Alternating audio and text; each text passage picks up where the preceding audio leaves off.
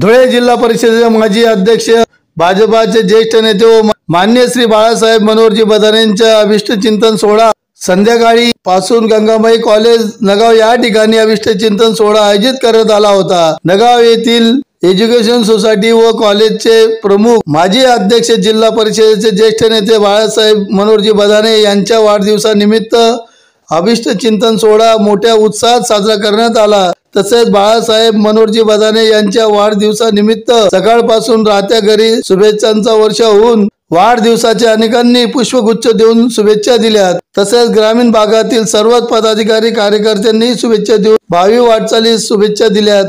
यावेळी ग्रामस्थ शेतकरी कार्यकर्ते पदाधिकारी अभिष्ट चिंतन सोहळ्याच्या वेळी उपस्थित होते।